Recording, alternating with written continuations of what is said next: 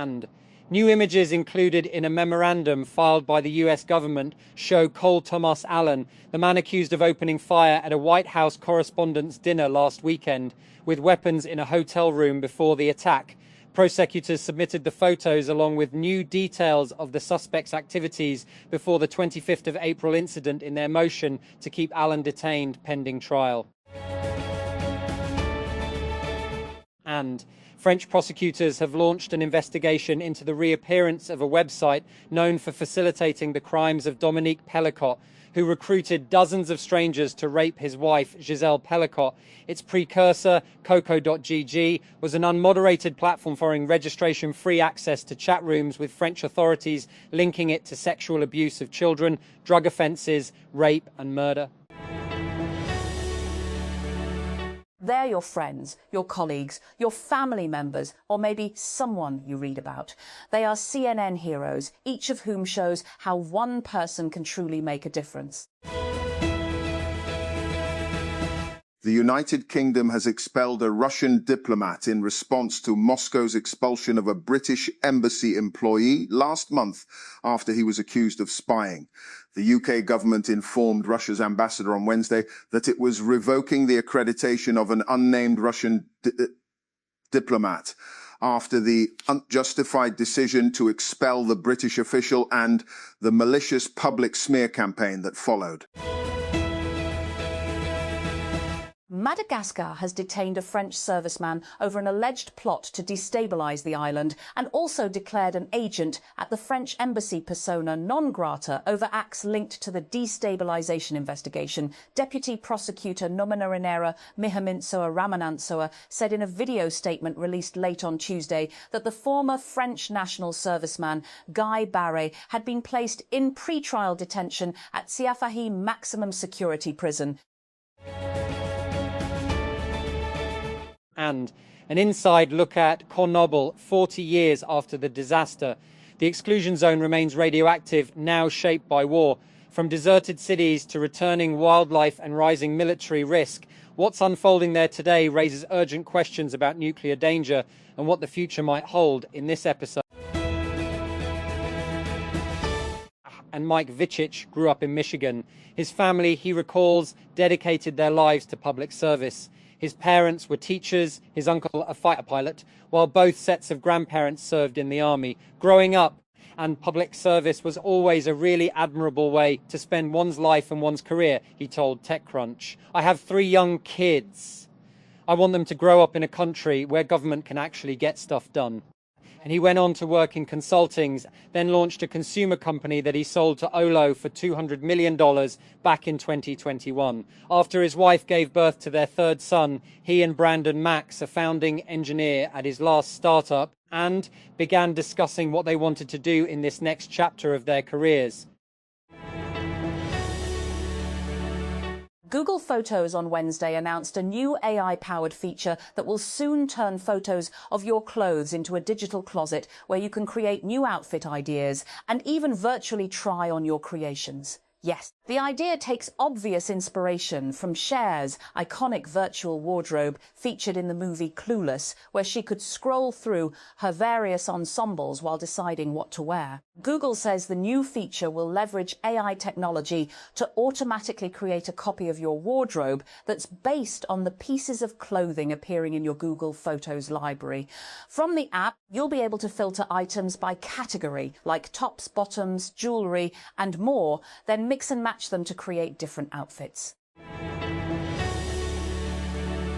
The Pakistan embassy in Abu Dhabi has temporarily suspended passport processing services due to technical and maintenance issues affecting members of the Pakistani community in the United Arab Emirates.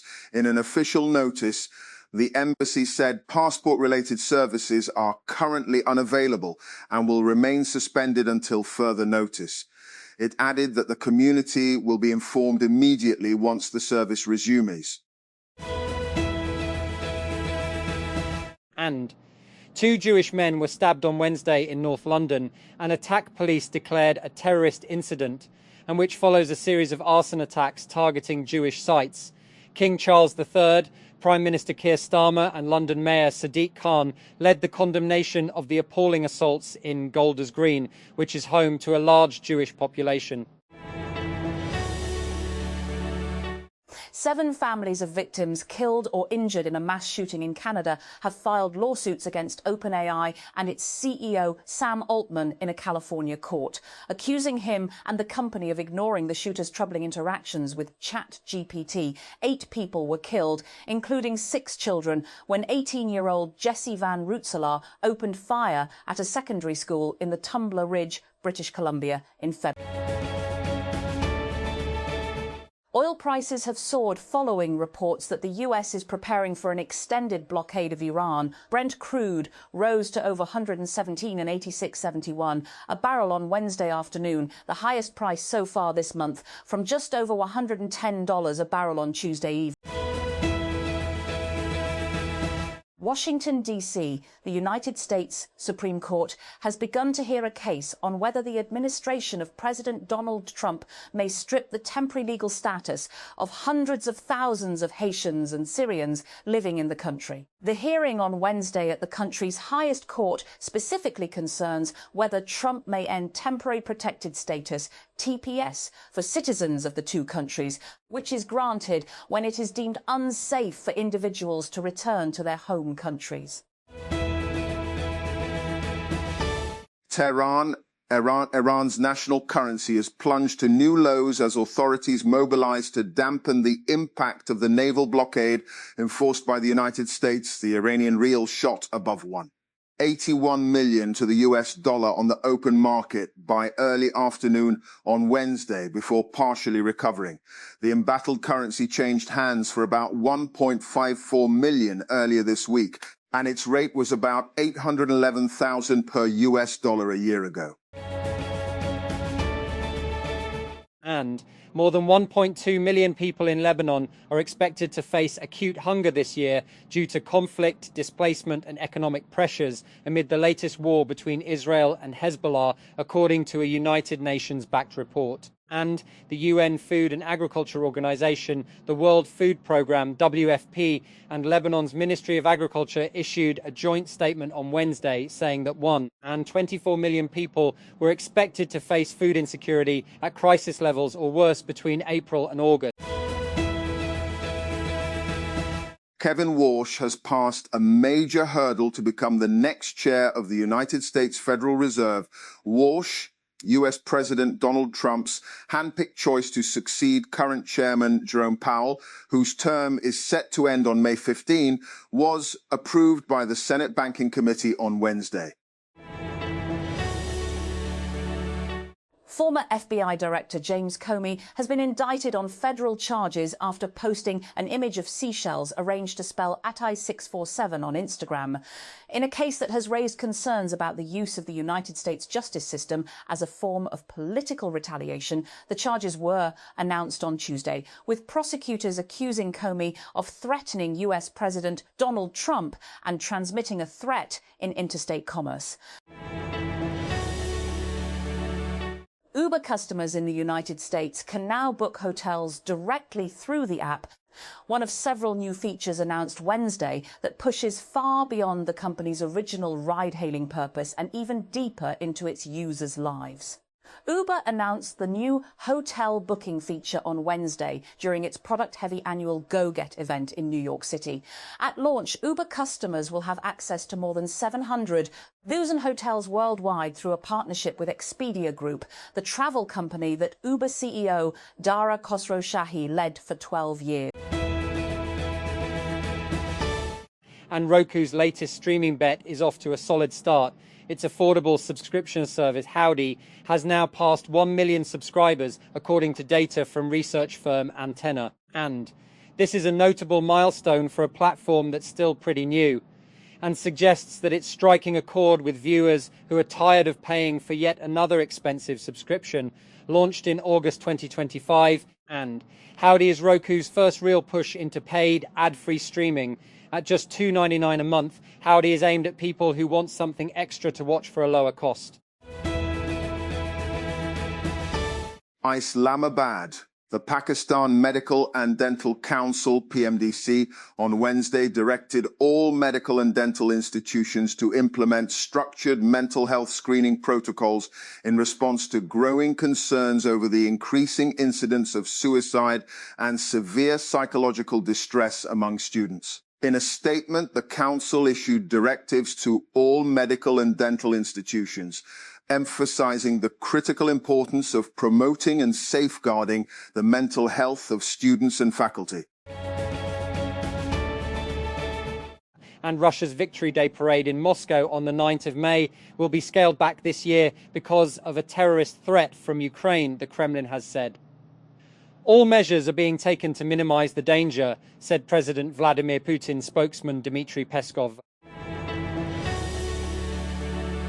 The US Supreme Court limited the ability of lawmakers to take the racial makeup of a state into account when drawing voting maps, in a ruling that could reshape politics across the American South. In a 6-3 decision, the conservative justices sided with a challenge to new districts in Louisiana that were created to comply with a landmark civil rights law meant to protect Black Americans from racial discrimination. And the jokes landed, the warm words resonated, the pageantry looked good on the evening news. But as the applause fades and the plates are cleared from the White House banquet, what from the King's historic visit to the United States will sustain? How much of the pomp will translate into politics? Britain's Prince and Princess of Wales have shared a photograph of themselves with their 3 children to celebrate their 15th wedding anniversary. William and Catherine can be seen lying on some grass alongside Prince George, Princess Charlotte and Prince Louis in what appears to be a summery scene, with the whole family wearing shorts. And an inside look at Chernobyl 40 years after the disaster. The exclusion zone remains radioactive, now shaped by war. From deserted cities to returning wildlife and rising military risk, what's unfolding there today raises urgent questions about nuclear danger and what the future might hold in this episode. British police have arrested a man after 2 Jewish people were stabbed in northern London, according to Jewish groups, after a series of arson attacks targeting Jewish sites in the area. The 45-year-old man was arrested after he was seen running with a knife, attempting to stab Jewish members of the public. The Shomrim Jewish Neighbourhood Watch said on Wednesday on social media. Note, Al Jazeera is withholding some details of interviewees, such as surnames, to protect their identities. Douankara, Mauritania. One evening in late March, 75-year-old Mokhtar gathered with his family and friends in Sondage, a village in northern Mali, to plan their escape. For months, homes had been raided by rival gun-toting warring groups who accused various villagers of collaborating with their enemies. 2 of Mokhtar's cousins were killed in one such attack. Then one group issued an ultimatum. Logitech's gaming division, Logitech G, has announced the Logitech G512X TMR analog mechanical gaming keyboard, a new keyboard focused on modular design and deep customization for players. Similar to controllers, this keyboard is able to respond to how hard you press each key, enabling a whole new dimension of input for keyboards. This should not only help with racing games, but also with tactical shooters. Pakistan and Tajikistan have agreed to advance bilateral trade and explore new transit corridor mechanisms as both countries move to strengthen regional connectivity and economic cooperation. The development came during a meeting between Commerce Minister Jam Kamal Khan and Tajikistan's Ambassador Sharifzoda Yusuf Toya in Islamabad, where both sides discussed expanding trade, improving transit routes and enhancing institutional collaboration. Islamabad. The Ministry of Law and Justice Trans on Wednesday notified the transfer of 3 judges of the Islamabad High Court, IHC, to other high courts under Article 200 of the Constitution. The development comes a day after the Judicial Commission of Pakistan, JCP, approved the transfer of 3 judges from the IHC to other courts in a move that sharp criticism from lawyers' bodies for lacking transparency and uniform criteria.